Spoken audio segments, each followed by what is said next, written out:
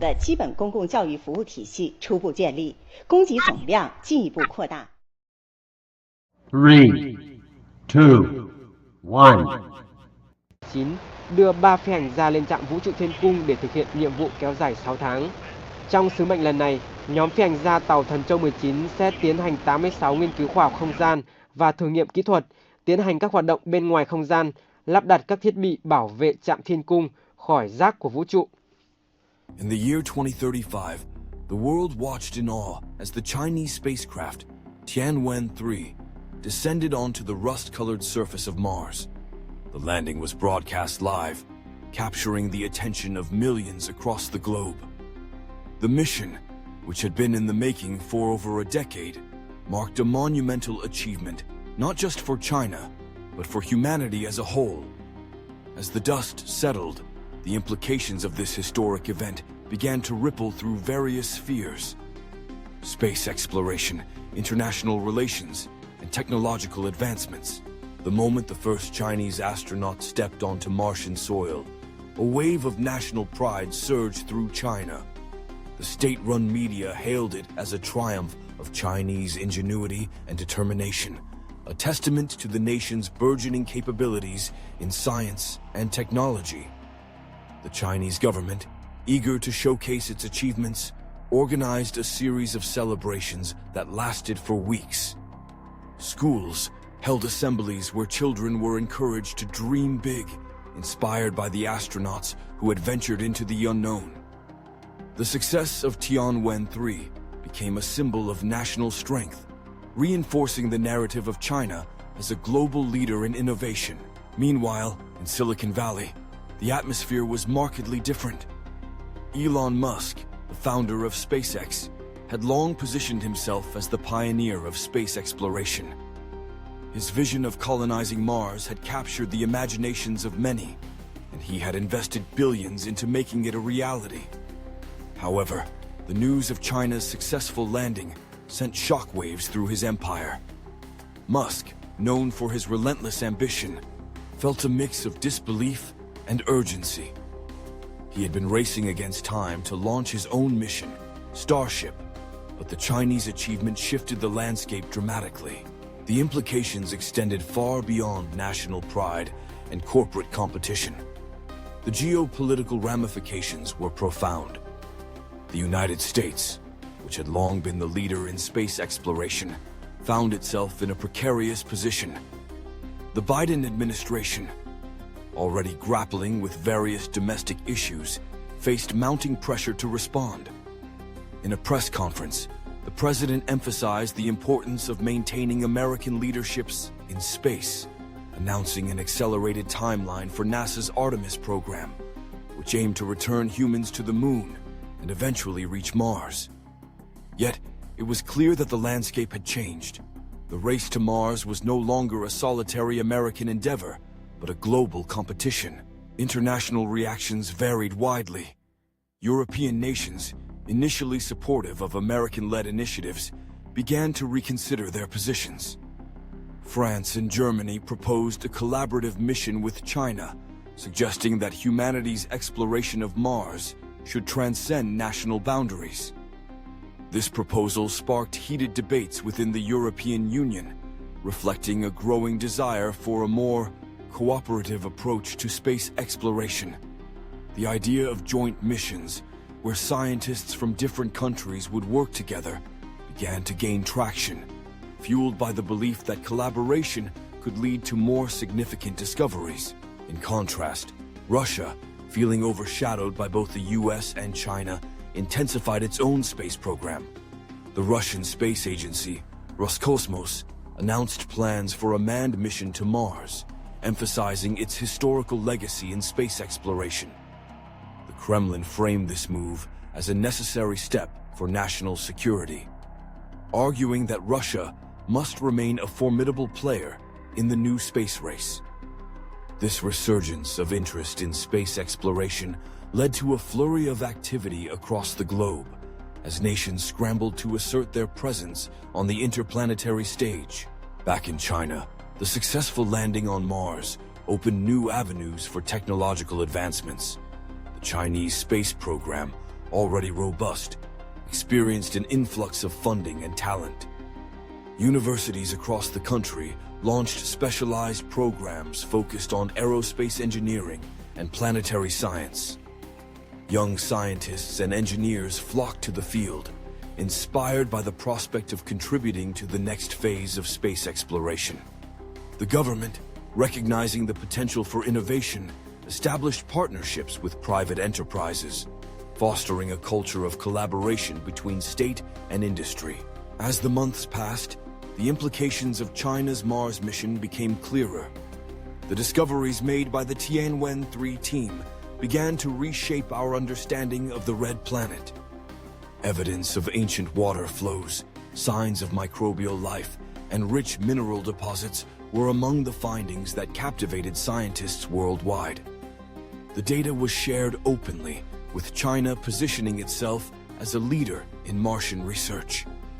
This openness contrasted sharply with the competitive secrecy that had characterized previous space missions, further enhancing China's reputation on the global stage.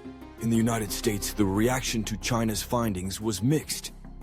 While many scientists welcomed the data, hoping to build on it for future missions, others expressed concern over the implications of a single nation dominating Martian research. The debate over intellectual property rights and data sharing became a focal point of discussion within the scientific community. Some argued for an international consortium to oversee Martian exploration, while others feared that such a body might stifle innovation and competition. As the geopolitical landscape shifted, the implications for international relations became increasingly complex. The United Nations convened a special session to address the challenges and opportunities presented by the new space race. Nations that had previously been sidelined in the conversation, such as India and Brazil, sought to assert their presence. India, with its successful Mars orbiter mission, proposed a collaborative framework for future Mars missions, emphasizing the importance of inclusivity in space exploration. Brazil, rich in biodiversity and natural resources, argued that its expertise in environmental science could contribute to understanding Martian ecosystems. The discussions at the UN were contentious. While some nations advocated for cooperation, others were more skeptical, fearing that collaboration could lead to a loss of national sovereignty. The specter of militarization loomed large, with some countries expressing concerns that space exploration could become a new frontier for conflict. The idea of space as the final frontier was being challenged by the reality of competing national interests. In the tech world, the race to Mars sparked a wave of innovation. Companies that had previously focused on Earth-bound technologies began to pivot towards space-related projects. Startups emerged, developing everything from advanced life support systems to sustainable habitats for future Martian settlers.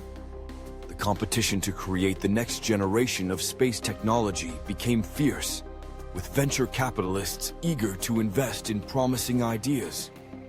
The landscape of innovation was transformed as the focus shifted from terrestrial concerns to the challenges of living on another planet. Elon Musk, undeterred by the challenges posed by China's success, doubled down on his efforts. SpaceX accelerated its development of Starship, aiming to launch its mission to Mars within the next few years. Musk's vision remained clear. He wanted to establish a human settlement on Mars, a city on a hill that would serve as a beacon of hope for humanity. He often spoke of the importance of becoming a multiplanetary species, and the urgency of that mission only intensified in the wake of China's landing. As the years progressed, the narrative of space exploration began to shift. The notion of competition evolved into a more nuanced understanding of collaboration and coexistence.